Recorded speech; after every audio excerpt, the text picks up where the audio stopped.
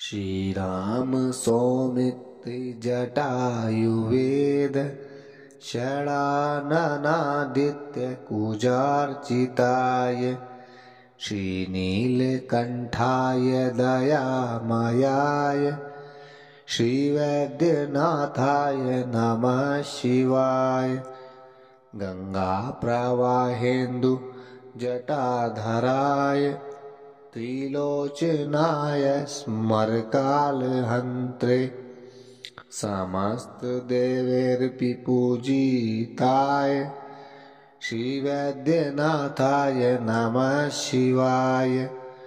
भक्तप्रियाय त्रिपुरान्तकाय पिनाकिने दुष्टहाराय नित्यम् प्रत्यक्षलीलाय मनुष्यलोके श्रीवैद्यनाथाय नमः शिवाय। प्रभूतवातादिसमस्तरोगे प्रणाशकर्त्रे मुनिवन्दिताय प्रभाकरेन्द्रग्निविलोचनाय श्रीवैद्यनाथाय नमः शिवाय।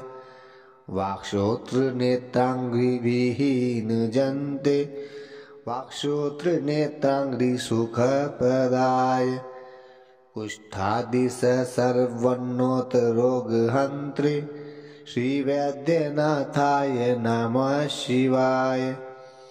वेदान्तवेद्याय जगन्मयाय योगीश्वरध्येयपदाम्बुजाय त्रिमूर्तिरूपाय सहस्रनाम्ने श्रीवैद्यनाथाय नमः शिवाय।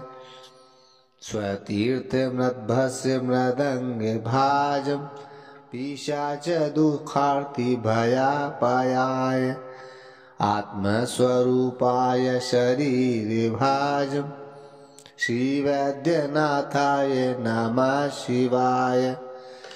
श्रीनीलकण्ठाय वृषध्वजाय स्तङ्गद्भस्मद्पिशोभिताय सुपुत्रदारादिसुभाग्यदाय श्रीवैद्यनाथाय नमः शिवाय।